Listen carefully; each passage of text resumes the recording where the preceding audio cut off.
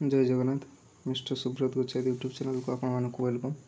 तो आज आम चलतु GK 50 question mock test start करवा जहाँफल कि ऑल कॉम्पिटिटिव एग्जाम रे ए क्वेश्चन गुड़ी को आपण मैंने देखा पारती। तो चलतु डेरी नक सेशन को आरंभ करवा। तो प्रथम क्वेश्चन देछि लिंगराज मंदिर केबे निर्माण होइतिला। तो लिंगराज मंदिर केबे निर्माण होइतिला। तो ऑप्शन ए हो यार सटीक आंसर ख्रीष्टपूर्व 1030 रु ख्रीष्टपूर्व 1065 मसीह होता। तो नेक्स्ट क्वेश्चन को जावा। नेक्स्ट क्वेश्चन कौन देजी लिंगराज मंदिर उच्चता केते फुट थिला। तो जो आमर लिंगराज मंदिर रही तार उच्चता 180 फुट 55 मीटर रही। तो चलतु नेक्स्ट क्वेश्चन को जावा। तो नेक्स्ट क्वेश्चन कौन देजी लिंगराज मंदिर किए निर्माण करथिले। तो जो लिंगराज मंदिर रही तो यह किए निर्माण करथिले यार सटीक आंसर होची ऑप्शन सी जजाति केसरी जे कि लिंगराज मंदिर निर्माण करथिले। तो नेक्स्ट क्वेश्चन को जावा। तो नेक्स्ट क्वेश्चन कौन देजी क्वेश्चन नंबर 4 मुक्तेश्वर मंदिर उच्चता केते। मुक्तेश्वर जो मंदिर रही यार उच्चता केते 50 फुट 6 इंच ना 55 फुट 6 इंच ना 40 फुट 6 इंच ना 34 फुट 6 इंच। तो यार सटीक आंसर टी हम 34 फुट 6 इंच। तो नेक्स्ट क्वेश्चन को जावा। तो नेक्स्ट क्वेश्चन दीजिए राजा रानी मंदिर नामकरण एपरी कहीं करा।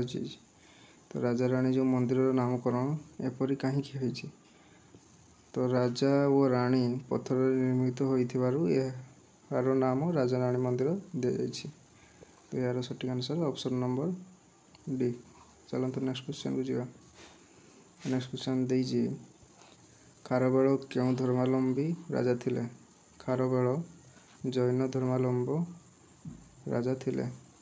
तो नेक्स्ट क्वेश्चन को जावा। तो नेक्स्ट क्वेश्चन देइछि भौमकर राजवंश क्यों नदी कूल गढ़ी उठी। भौमकर जो राजवंश यह हूँ बैतरणी नदी में गढ़ी उठी। तो नेक्स्ट क्वेश्चन को जावा।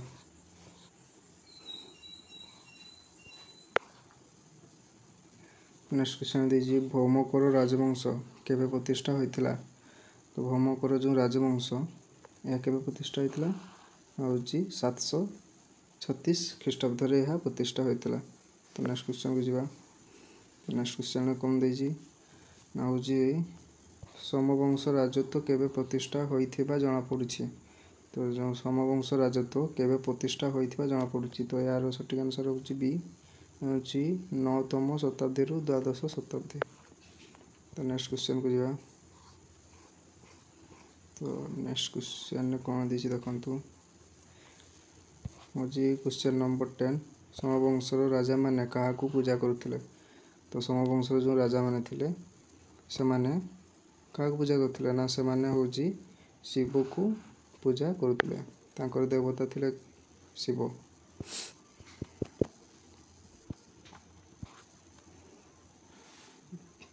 तो ये क्लास टी जदि आपण मानको भल लगी लाइक शेयर सब्सक्राइब करदेवे। नेक्स्ट क्लास आने कमेंट करेंगे। रोची जय जगन्नाथ।